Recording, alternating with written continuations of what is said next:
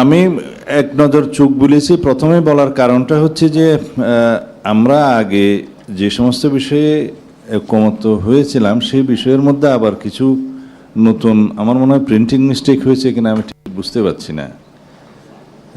এখানে দফা নম্বর 6-এ পঞ্চম লাইনে এছাড়া সংসদের দ্বিতীয় বৃহত্তম বিরোধী দল 5 জন উপযুক্ত ব্যক্তির প্রস্তাবনা করবেন, এটা সবাই 2 জনে একমত হয়ে গেছিলাম আমরা। আমি আমাদের কর্মকর্তাদের অনুরোধ করছি এখানে এই নোটটা নেবার জন্য যে দ্বিতীয় বৃহত্তম দলের 5 জনের স্থলে 2 জনের বিষয়ে আমরা একমত হয়েছিলাম। হ্যাঁ, যে কারণে হোক এটা হয়তো একটা মিস্টেক হয়েছে, আমরা এটা আবার সংশোধন করে নিব।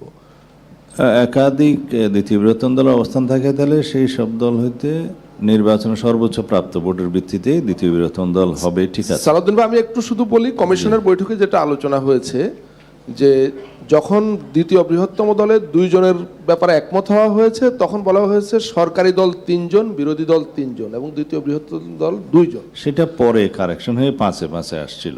ওই যে তাহের ভাই একটা বক্তব্য দিয়েছিলেন, তারপরে বললেন যে এটা 5-5 হলে ভালো হয়। ঠিক আছে, তাহলে আমার মনে হয় কমিশনের মাননীয় সদস্যবৃন্দ এটা বিবেচনায় নিতে পারেন। আমি অফিসারদেরকে এটা নোট রাখার জন্য বলছি। মানে সরকারি দল দিবেন 5 জনের নাম, বিরোধী দল দিবেন 5 জনের নাম, আর দ্বিতীয় বৃহত্তম বিরোধী দল 2 জনের নাম।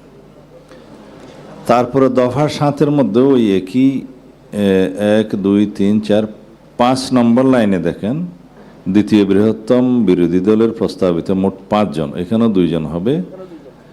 এই তালিকা হইতে সরকারি দল জোট 1 জনকে বাছিয়ে লইবেন এবং প্রধান বিরোধী দল জোট 1 জন বাছিয়ে লইবেন।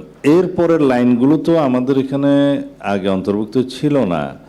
আমরা দ্বিতীয় বৃহত্তম দলকে বাছাই বা পছন্দ করার অপশনটা রাখিনি, সেই ব্যাপারে শুধু নাম দেয়া পর্যন্ত।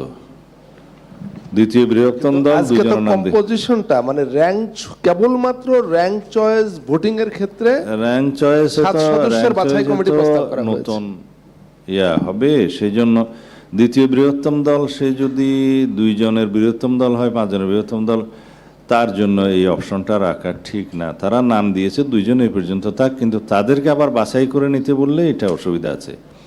সরকারি দল 5 জন, বিরোধী দল 5 জন, দ্বিতীয় বৃহত্তম বিরোধী দল 2 জন, এই 12 জন। তারপরে প্রধান বিরোধী দল সরকারি দলের প্রস্তাবিত নাম থেকে 1 জন নেবে, ঠিক আছে। সরকারি দল প্রধান বিরোধী দলের 5 জনের মধ্যে থেকে 1 জন বাছিয়ে নেবে, ঠিক আছে। এবং দ্বিতীয় বৃহত্তম দলের 2 জনের মধ্য থেকে একইভাবে 1 জন করে সরকারি দল এবং বিরোধী দল বাছিয়ে নেবেন, এই পর্যন্ত থাক। দ্বিতীয় বৃহত্তম দলের আবার বাছিয়ে লইবার ক্ষমতাটা বাদ দেন, সেটা আমাদের ঐকমত্যে ছিল না।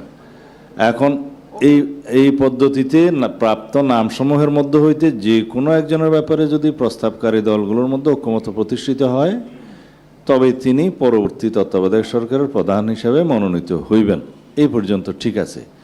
তারপরে অথবা কোনো একজনের ব্যাপারে কমিটির 5 সদস্য, এটাও তো ঠিক আছে। মানে সরকারি দলের 2 জন এবং বিরোধী দলের 2 জন আর দ্বিতীয় বিরোধী দলের 1 জন, তাহলে 5 জন হয়। কিন্তু এই 5 জন কোন 5 জন আপনাদেরকে একটু বর্ণনা করতে হবে, কারণ আমাদের ধারণায় ওই কমিটির মধ্যে এর আগে যেটা প্রস্তাব করা হয়েছে সেই কমিটির 5 সদস্য হচ্ছে প্রধানমন্ত্রী, বিরোধী দলীয় নেতা, speaker, deputy speaker from opposition এবং সংসদের দ্বিতীয় বৃহত্তম। এই 5 জন যদি হয় ঠিক আছে।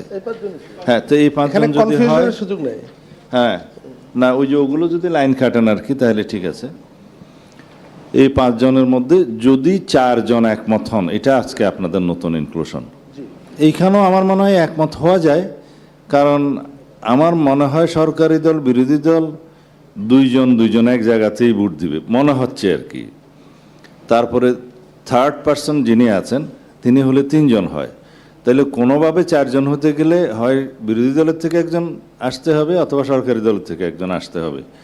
এই কম্পোজিশনটা বাংলাদেশের রাজনৈতিক সংস্কৃতিতে হবে কিনা আমি 100% ডাউট। তারপরও যদি এটা আপনারা রাখতে চান অসুবিধা নাই, এটা অবশ্য অকার্যকরভাবে রাখা হবে আর কি, রাখতে পারেন।